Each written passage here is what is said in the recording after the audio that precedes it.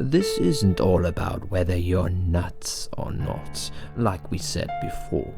It's about finding what has caused how you're feeling now and creating a working solution. In order to achieve that, I need to get to know you better.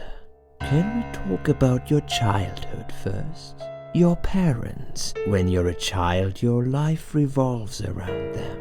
What was your father like? Did you have a good relationship with him?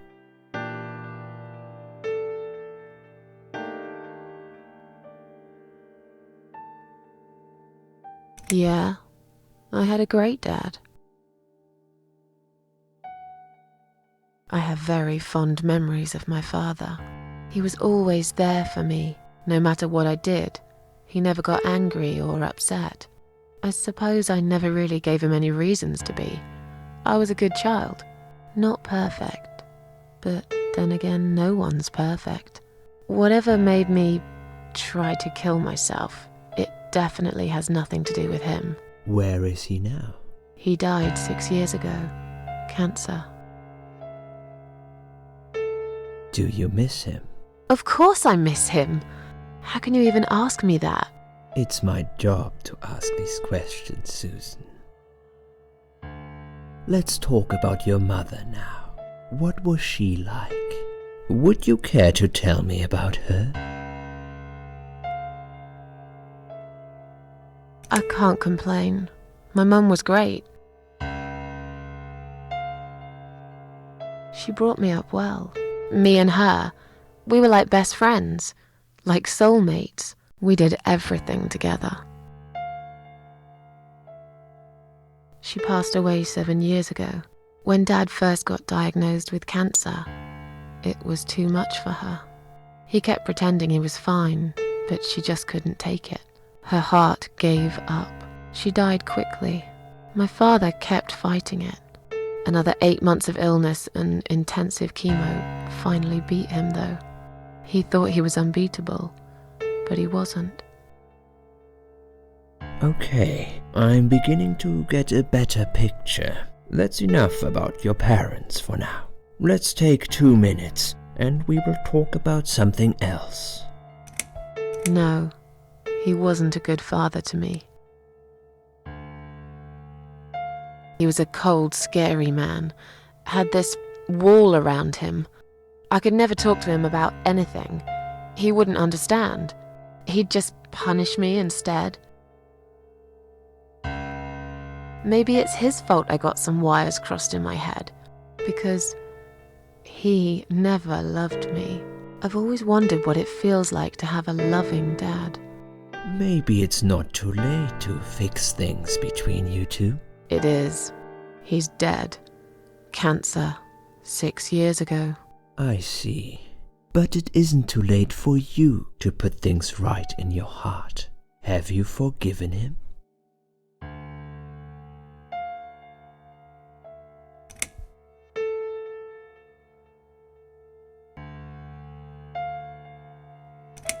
Yes.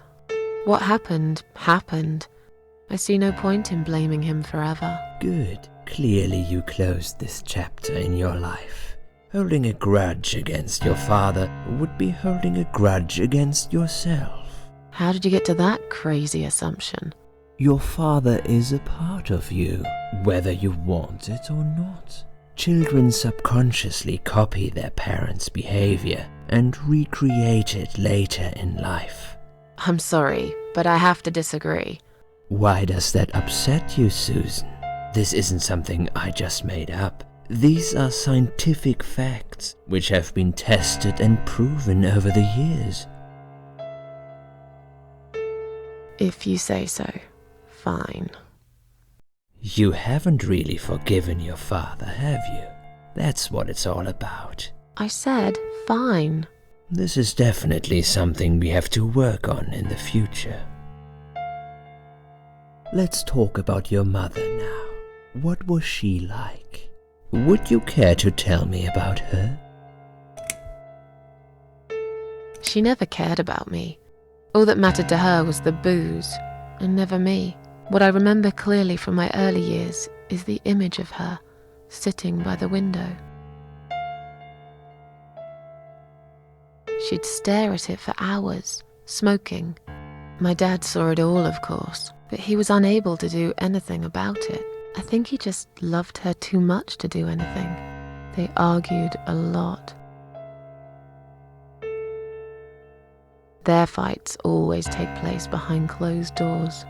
It's one way of protecting the child from it all, but children always know.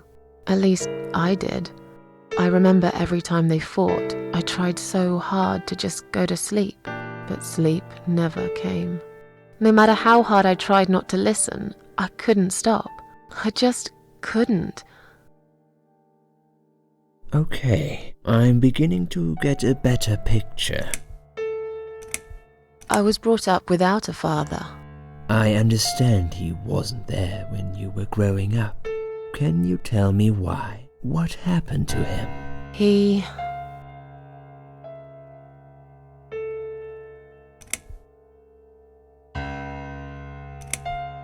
died in an accident. I'm not sure what exactly happened. All I know is that it was a car crash.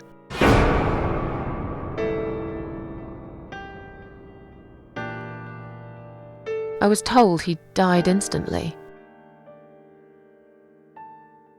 Let's talk about your mother now.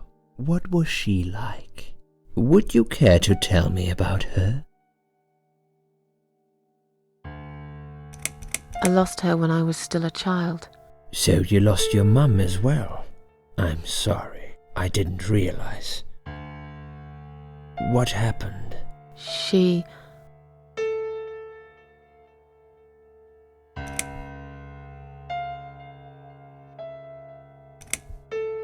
abandoned me.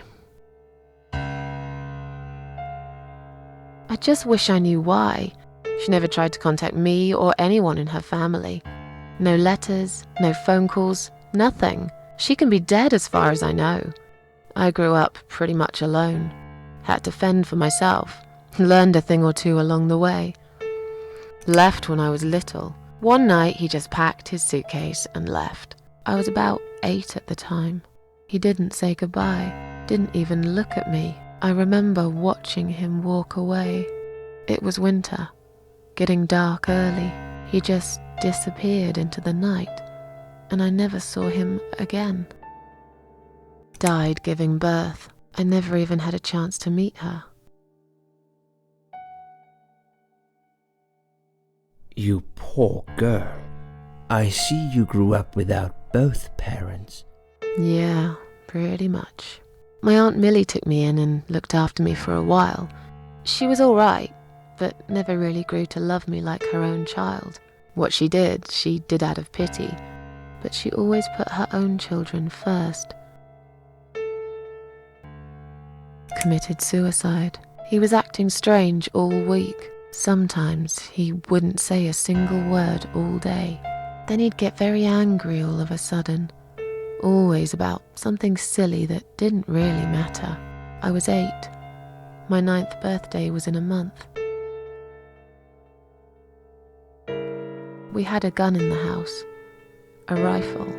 It was in a box on top of the wardrobe, so I couldn't reach it. I wasn't even supposed to know about it, but I did. I woke up one night when I heard some strange noises. I sneaked up to the living room and saw my father take the rifle out of the box. I followed him as he went downstairs to the cellar.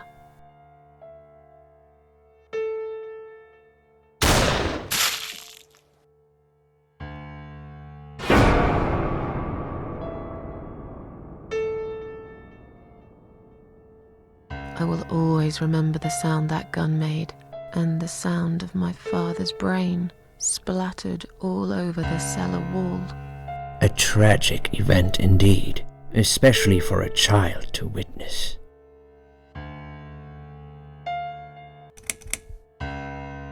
Committed suicide. It happened just a week after my father killed himself. 2 days after his funeral, she drank a lot and smoked cigarette after cigarette in her bedroom window. I don't know why nobody had thought about getting rid of that damn rifle. She loved him a lot, I guess. That afternoon, she took the rifle and went to the cellar, and I heard another gunshot, louder this time. It felt like the walls started screaming all of a sudden.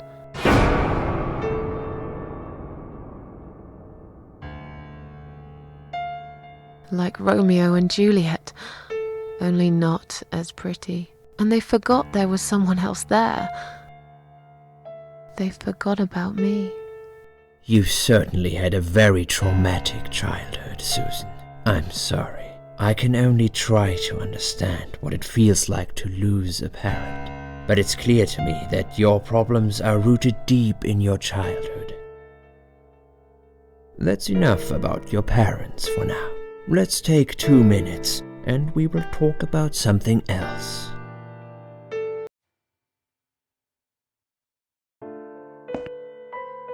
I need to get out of this place. I hate hospitals. Besides, I really want to go home and forget all about this.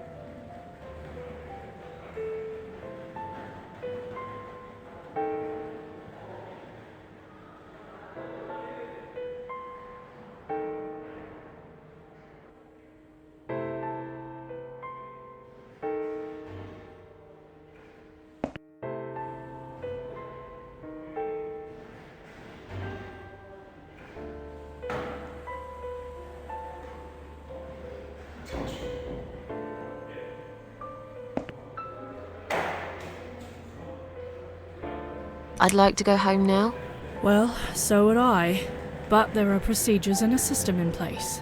I can't just let you go like that. What? Look, I'm very busy at the moment. I'll come and talk to you in a minute, all right?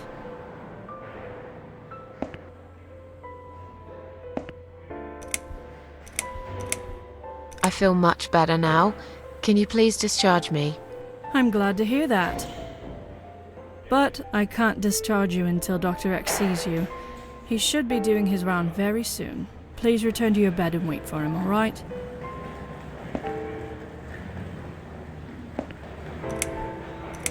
Is Liz here? And who's Liz? That young nurse who was here last night. Black hair, very chatty. She said her name was Liz. I'm sorry. A lot of people come through here. I can't remember everyone's name.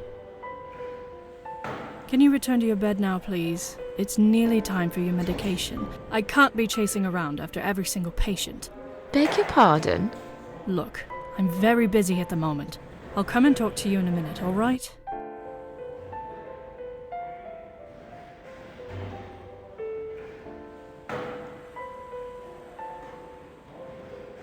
Please do not touch these. They are all confidential documents. Yeah? Well, maybe you shouldn't leave them out on the desk for everyone to see. If you are looking for something to read, we have some magazines for patients here. Thanks, but I think I'll pass.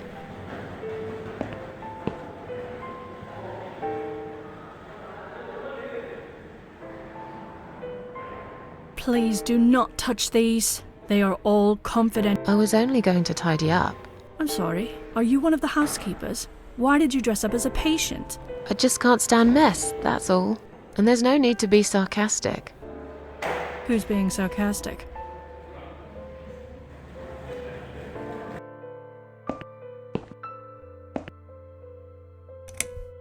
Let me through. I'm going home. Can I see the discharge letter first? If you haven't been discharged by the doctors, I'm afraid I can't let you through. You have no right! I am a free person, and I'll do what I want. I'm not staying here a minute longer. I'll have to see the letter first. May I ask what your name is?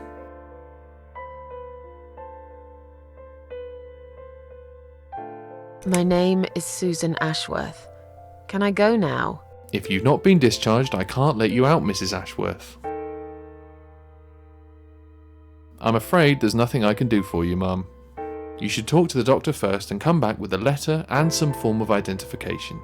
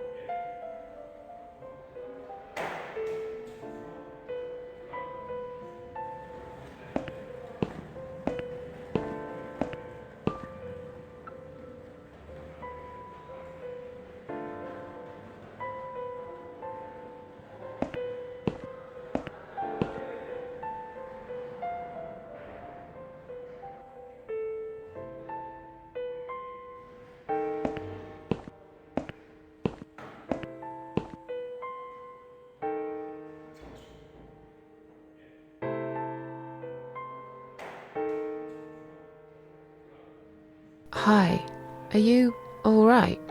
Can we talk for a minute? I can't talk. Please, just leave me alone. Oh, I mean you no harm. I'm trapped here, just like you. Trapped? I don't know. It's just so hard to think without it. But you're a stranger. And you're not one of those lovely nurses either. They look after me so well. I trust the nurses like I trusted my mother. I just want to talk. I need your help. Unless it's Mother who sent you. Was it her? Please tell me it was her. Yeah, sure. I'm a good friend of your mother. I missed her so much. I can't remember you very well. But you should know this. If you really are a friend, you will know my mother's name. The name that haunts me. A beautiful name. Yeah, sure I do. Now, let me ask you. What is it? Oh, well... What is my mother's name? Anne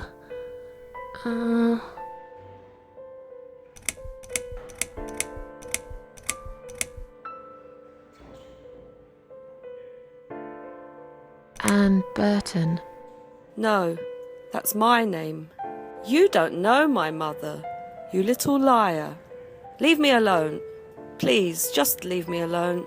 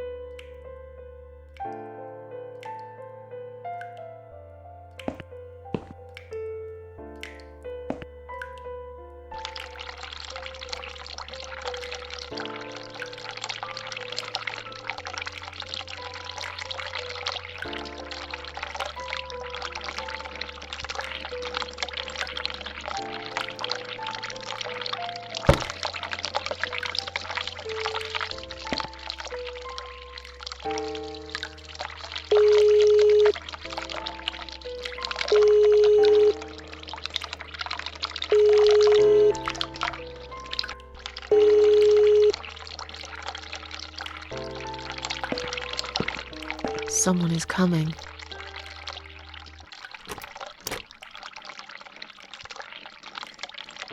Have you rang the bell? Is there an emergency?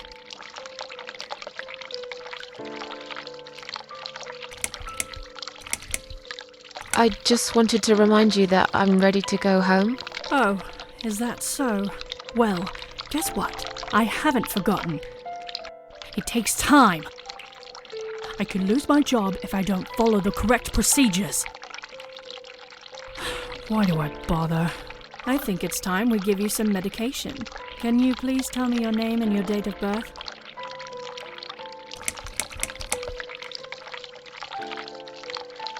Anne Burton, born in 1975. Let me just check your name band quickly. Miss Ashworth, I think you got a little confused there. Drink this liquid now. It'll make you all better. Are you insane? I'm not taking any medication. I'm not ill. Okay, we are prepared for this. Jim, can you come in, please? You must be kidding me. Unfortunately, I'm not. I'm going to give you an injection. You'll feel a sharp scratch. Hold it for me, would you?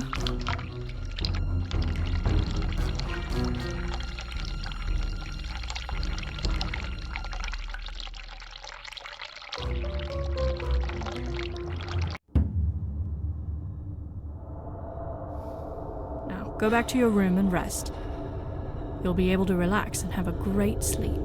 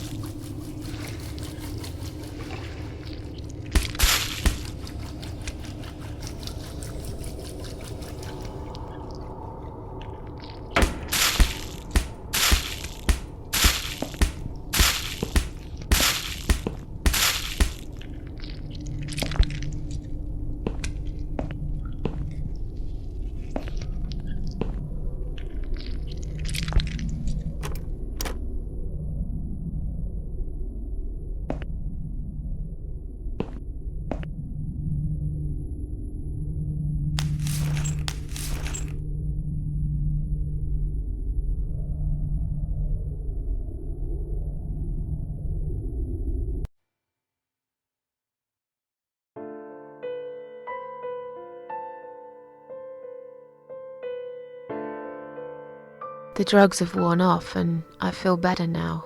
But I can't let them do that to me again. I need to get out of here.